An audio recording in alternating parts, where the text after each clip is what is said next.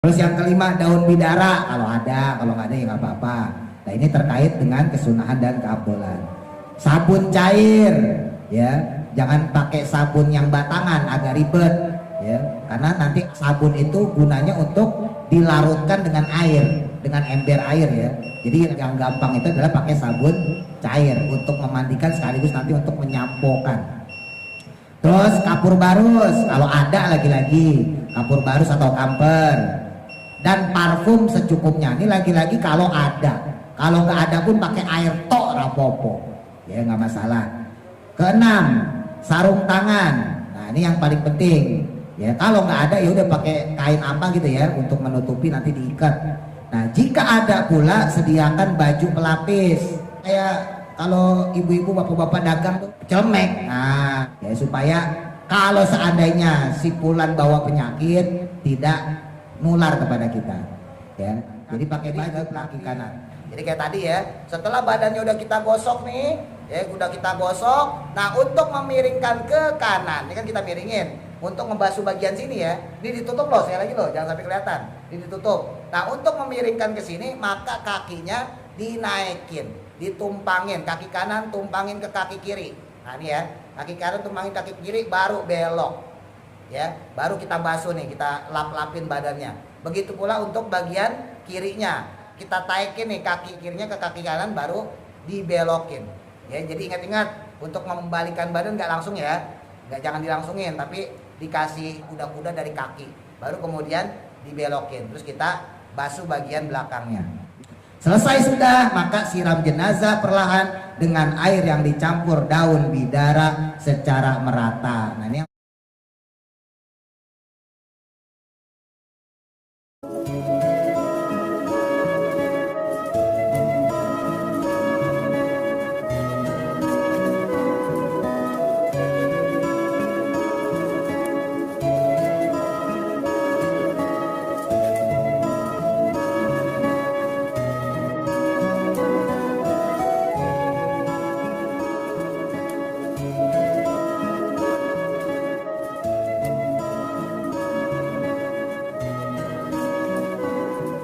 ini saya tambahin sedikit ya penjelasannya. Bapak Ibu lihat di keterangannya. Nah keterangan tentang memandikan jenazah ini dinukil dari kitab Fathul Mu'in yang kita bahas sekarang dan yang kemarin. Begitu pula dengan syarah kitabnya yaitu I'anatut Thalibin. Hukum memandikan jenazah sebagai bagian pengurusan jenazah hukumnya fardu kifayah, sebagaimana hukumnya mensolatkan dan menguburkannya. Nah sesuatu yang hukumnya fardu, maka belajarnya juga fardu Bapak Ibu. Ingat-ingat tuh, memandikan jenazah itu fardu kifayah, maka mempelajarinya juga fardu kifayah. Jangan mentang-mentang Allah di RW 8 udah yang tugas, Allah di kebun kelapa udah yang tugas, mau laki-laki perempuan ada. Jangan mentang-mentang udah ada petugasnya kita kagak belajar. Karena kalau kita nggak tahu, maka satu kampung dosa semua. Jadi kalau seandainya gitu yang biasa mandiin jenazah meninggal, sementara butuh waktu seminggu sebulan untuk nyari orang ngegantiin dia yang biasa mandiin jenazah, satu kampung agak bisa, maka sambil nunggu proses nunjuk itu dosa. Makanya sebetulnya dulu guru saya bilang ya mahalnya dalam tanda kutip belajar ilmu-ilmu yang fardu kifayah itu sebetulnya di situ untuk menetralisir dosa yang kadang-kadang orang awam tuh kagak tahu, tapi menjadi kewajiban bagi suatu kampung.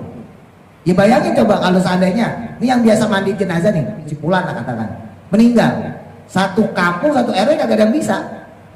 Terus Pak RW-nya nunjuk, ya udah kita cari orang, sebulan deh kita cari, kita latih. Lah kan selama sebulan berarti kagak ada yang bisa.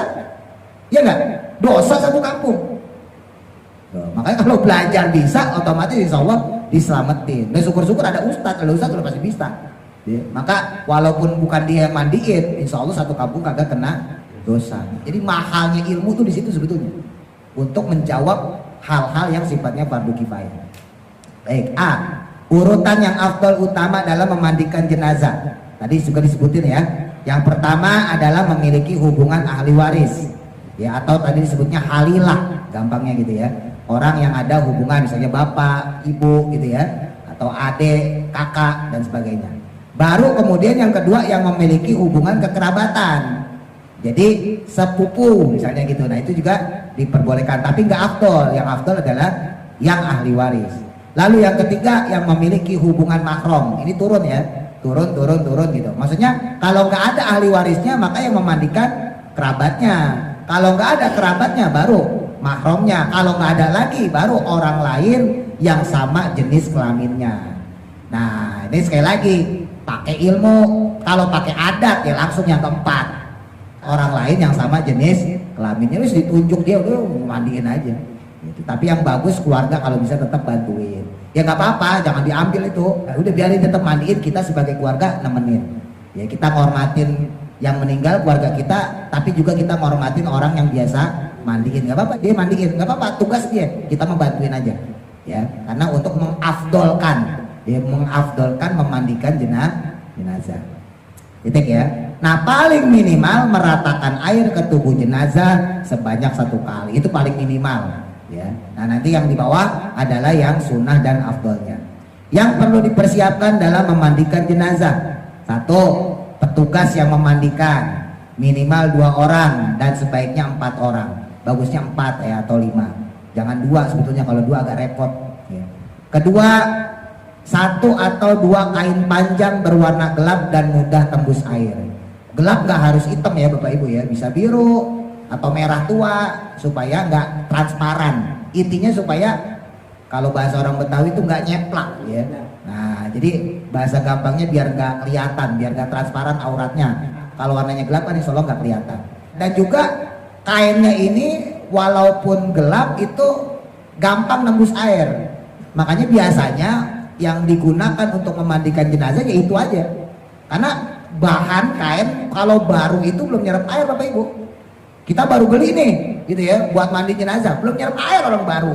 Kalis ibaratnya gitu. Masih ada campuran bahan kimianya, harus direndam dulu. Tapi kalau udah dipakai berkali-kali, ya kain jari misalnya gitu ya. Biasanya kalau orang zaman dulu kan yang biasa dipakai kemben. Wah simbah, biasanya nganggo iki loh. Nah biasanya itu yang dipakai. Nah itu malah bagus. Karena kain batiknya itu berarti udah lama kecuci dan gampang menyerap air. Ini paling gampang itu.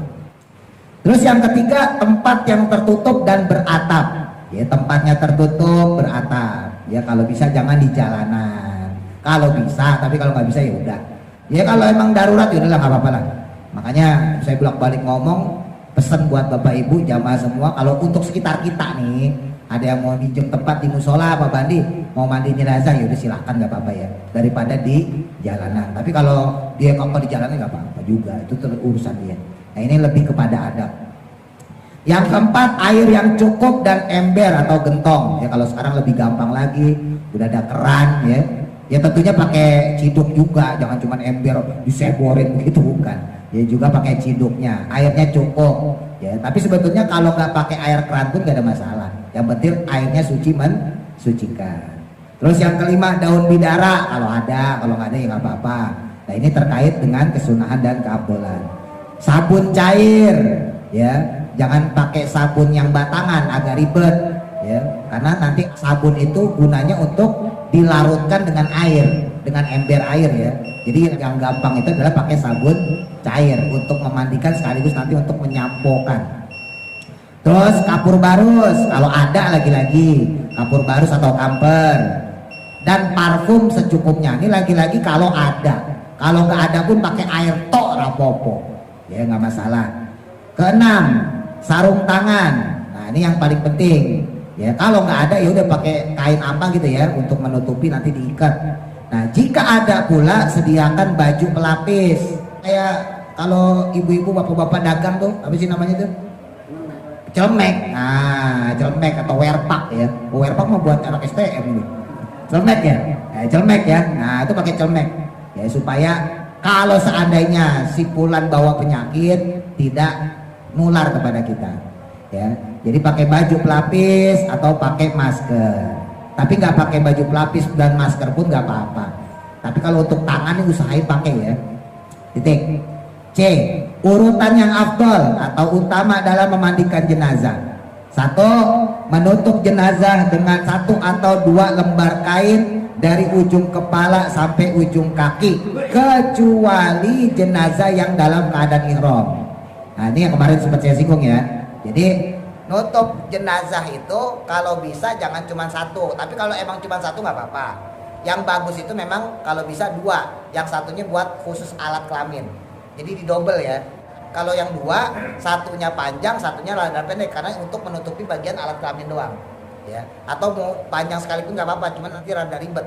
Nah, ini kain Bapak Ibu harus benar-benar bisa menutup ini, karena nanti akan dibalikin.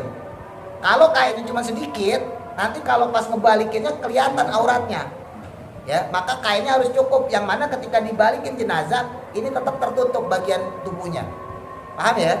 Nah, maka yang bagus itu adalah pakai kain yang panjang yang bisa menutupi dari ujung kepala ya, dari ujung kepala sampai ujung kaki. Nah, untuk kita yang Ahlussunnah wal Jamaah mazhab Syafi'i, mukanya kagak diliatin, jadi mukanya ditutup. Baik laki-laki maupun perempuan, kecuali kalau dia dalam keadaan ihram. Ihram ini maksudnya haji ataupun umroh ya. Barangkali dia meninggal di sana gitu ya, terus dibawa pulang ke Indonesia dalam keadaan belum dimandiin misalnya gitu.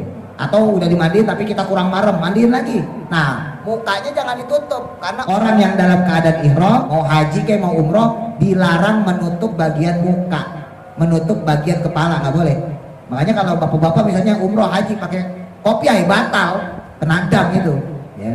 Jadi kalau untuk laki-laki maupun perempuan yang ihram wajib dibuka ya, tapi kalau yang nggak ihram maka ditutup bagian mukanya. Ini Ahlussunnah wal Jamaah dari mazhab kita ya, mazhab Syafi'i.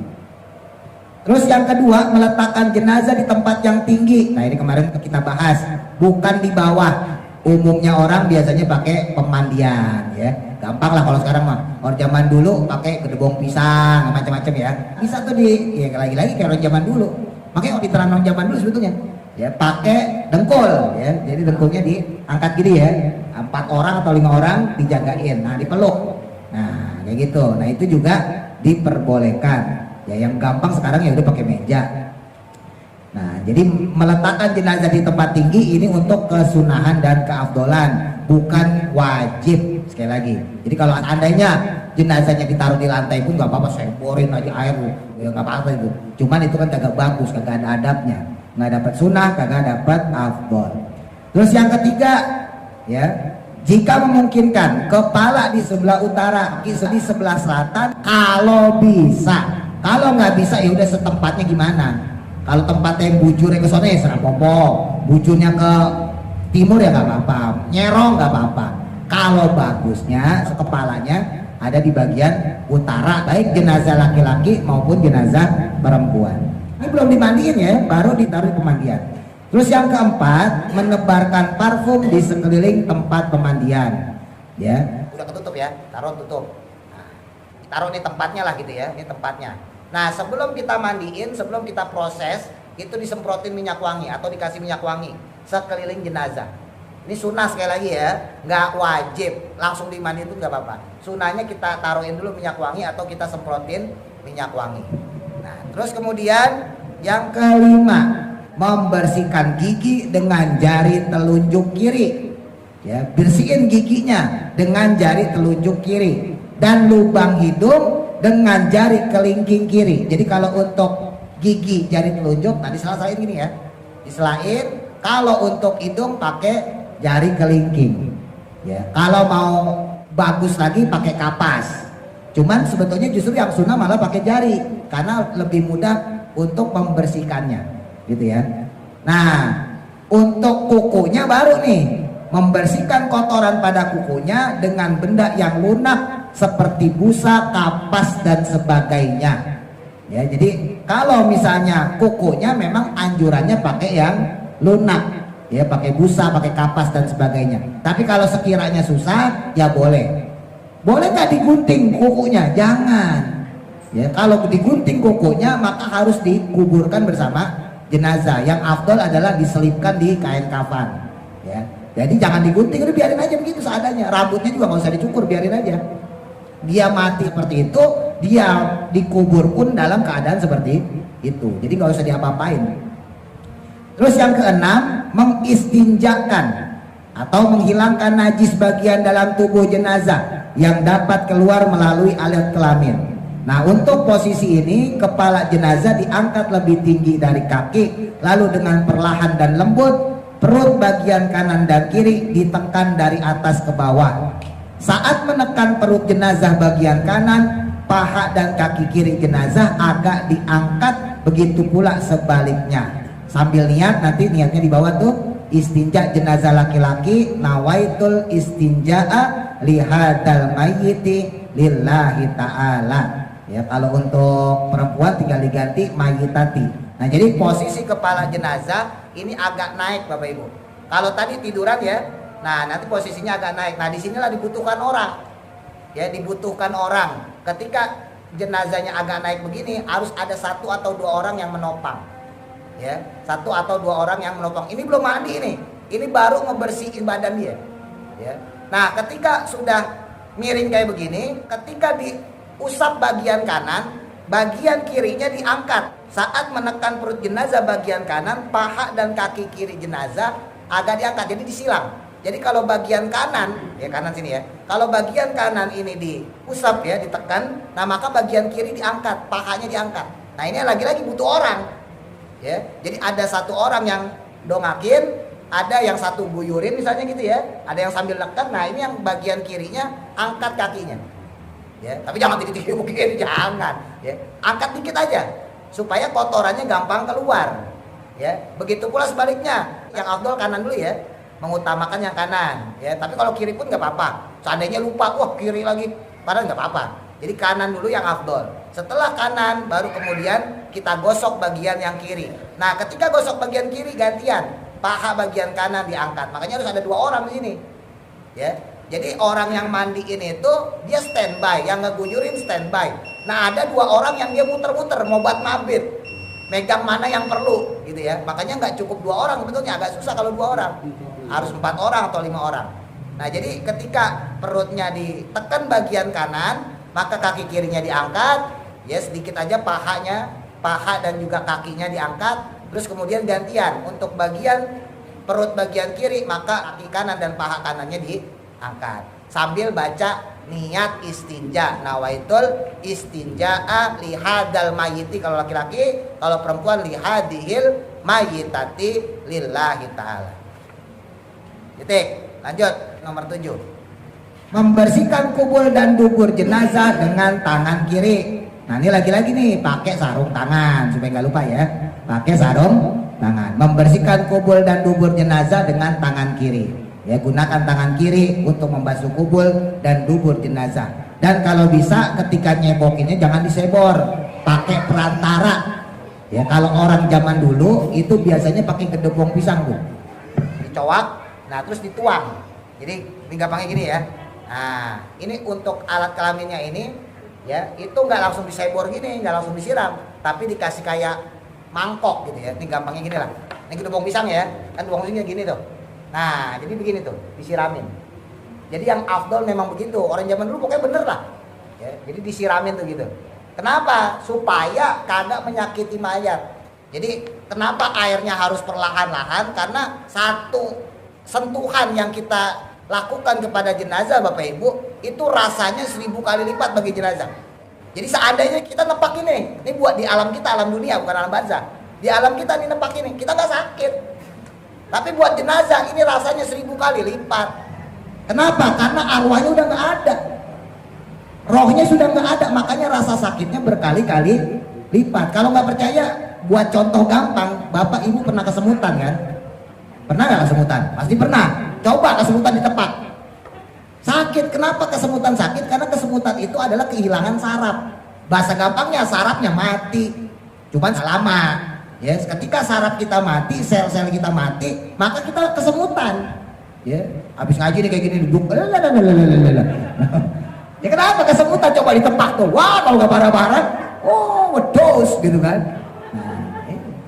Nah, kenapa? Karena sel-sel kita mati, tapi karena kitanya masih hidup, maka kemudian berubah lah gampang gitu ya. Ntar kalau pakai bahasa medis kagak ngerti juga. Intinya berubah lah. Maka sel-sel yang mati itu diganti dengan sel-sel yang baru. Itulah hebatnya tubuh kita tuh, ciptaan Allah. Jadi ketika ada sel yang mati langsung diganti sama sel yang baru, makanya nggak ada masalah. Nah ini kan orang masih hidup, kalau orang mati nggak ada yang terganti selnya, makanya rasanya luar biasa sakitnya. Cuman kan kita nggak dengar. Nah kalau dengar malah kabur, kabur. Jadi rasanya lebih sakit berkali-kali lipat gitu ya. Nah, jadi untuk membersihkan kubur seperti itu, pelan-pelan. Terus yang ke-8, mewudukan jenazah. Baru nih kita mulai wuduin jenazah. Saat membasuh bagian wajah, wajah dimiringkan. Nah, jadi kalau mau basuh wajahnya dimiringkan. Jadi jangan posisi begini. Mentang-mentang wudu lap-lap. Jangan ya. Ini tangan masuk ke dalam ya.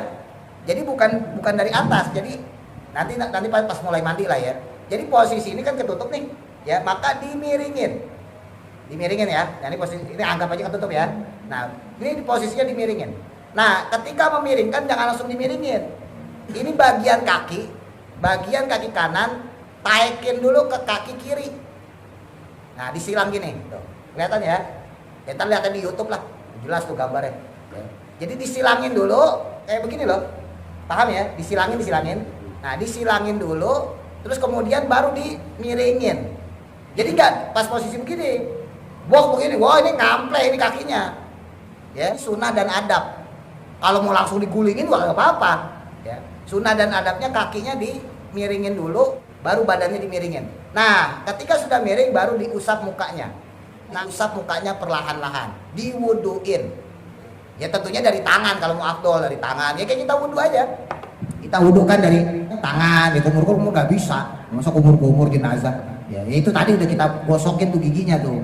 Ya kita basuh tangannya, kita basuh mukanya. Ya biasa aja seperti kita wudu. Tangan sampai sikut, terus kemudian basuh kepala, terus kemudian basuh tengkuk kaki, selesai. Nah jadi diwudukan jenazahnya. Nah niat wudunya, nawaitul wudu ali hadzal mayyiti lillahi ta'ala. Ini dibaca ketika membasuh muka, sama seperti kita yang masih hidup ya. Kita niatin bacanya itu pas dibasuh muka. Lihadal mayyiti kalau laki-laki lillahi ta'ala. Kalau untuk perempuan nawaitul wudu'a lihadihil mayyitati lillahi ta'ala. Nah terus yang ke-9, memandikan jenazah. Tuh jadi udah semuanya baru memandikan jenazah. Niat memandikan jenazah laki-laki nawaitul gusla lihadal mayyiti sama ya lillahi ta'ala. Kalau untuk perempuan nawaitul gusla lihadihil mayyitati lillahi ta'ala. Artinya saya niat mandi untuk jenazah laki-laki kalau laki-laki, kalau perempuan ya untuk perempuan karena Allah Ta'ala. Nah sebelum mulai memandikan maka kita mulai dengan basmalah. Mulailah dengan bismillahirrahmanirrahim. Yang paling afdol bacanya bismillahi wa ala millati rasulillah rabbi adkhilni mudkhala sidqin wa akhrijni mukhraja sidqin waj'al li min ladunka sultanan nasira. Tapi kalau nggak bisa ya udah bismillah aja. Nah lebih bagus sih bismillah wa ala millati rasulillah. Nah doa ini pun hendaknya, jadi nggak wajib ya, hendaknya dibaca setiap menggerakkan jenazah saat dimandikan, karena nanti akan digerakkan seperti tadi itu ya. Nah untuk membersihkan. Titik. Siram dan basuh jenazah. Ya ini udah mulai nih, mulai mandi nih. Ya, setelah diwudukan maka kita bersiap mandi, udah baca niat, baca basmalah, siram dan basuh jenazah perlahan dengan air tawar atau air bening secara merata. Jadi yang pertama adalah air tawar dulu, air bening kalau bahasa kita ya, secara merata. Nah, ini posisi sekali lagi masih dalam keadaan ditutup. Jadi yang diguyur itu adalah bahannya. Ya, yang diguyur adalah bahannya, makanya gunakan bahan yang gampang menyerap air ke dalam. Ya jangan gunakan bahan yang tebal. Nah, ketika kita mengguyur nih dalam kondisi tertutup ya, kita guyur. Nah ini tangan nahan air supaya jangan langsung ke badan, supaya sakitnya nggak parah. Ya. Nah setelah basah baru kita mulai menggosok. Pertama adalah meratakan air. Ya, meratakan airnya dengan air bening, dengan air biasa. Ya, belum dicampur apa-apa. Lalu yang kedua, sampo bagian kepala.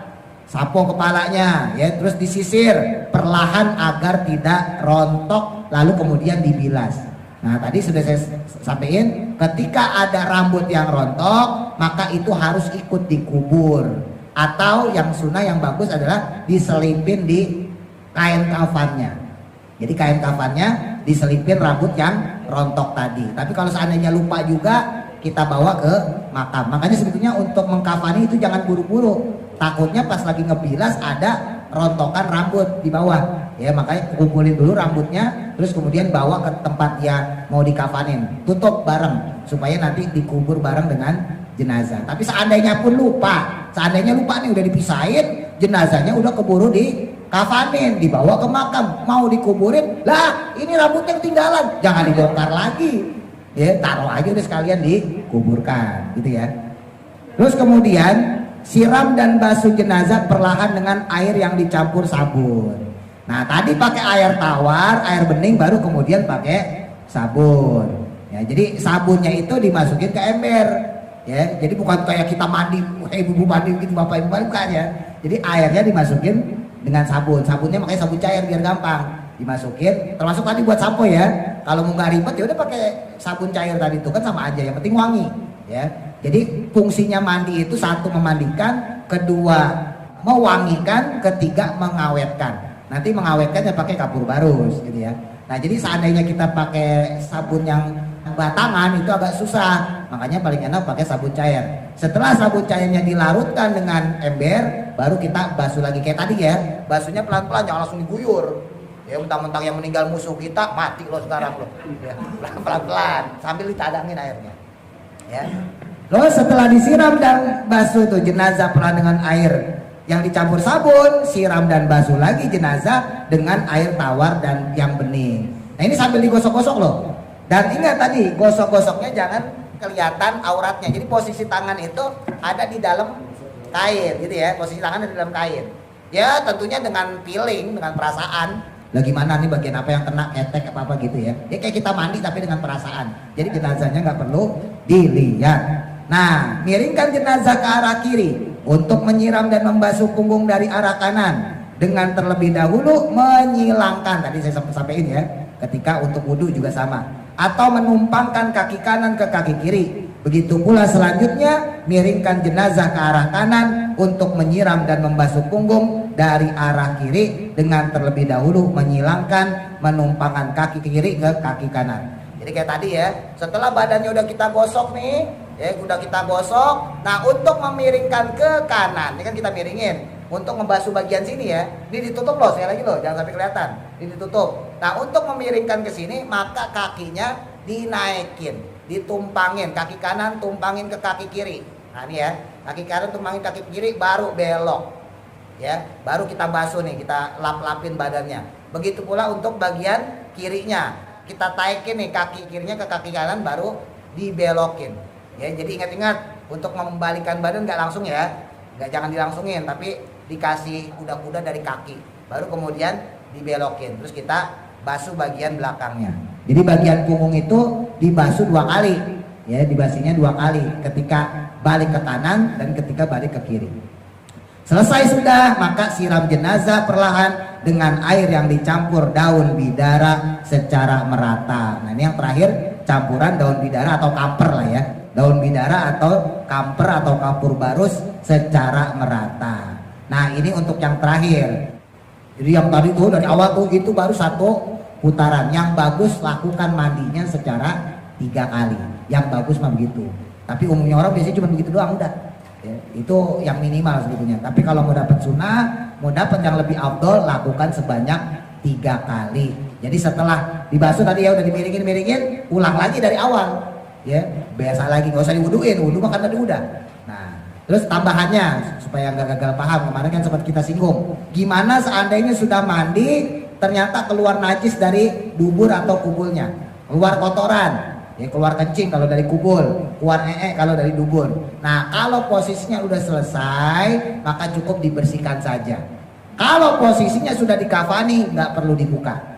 Jadi tergantung kondisi ya. Kalau seandainya posisinya belum dikafani maka cukup dibersihkan pakai tisu. Ya nggak usah dimandiin lagi. Kalau posisinya sudah dikafani maka nggak perlu dibuka kafannya, itu sudah dimakfu. Jadi ya, insya Allah kita sambung pertemuan berikutnya. Wallahu a'lam. Mudah-mudahan manfaat. Al-Fatihah. A'udzu billahi minasy syaithanir rajim. Bismillah.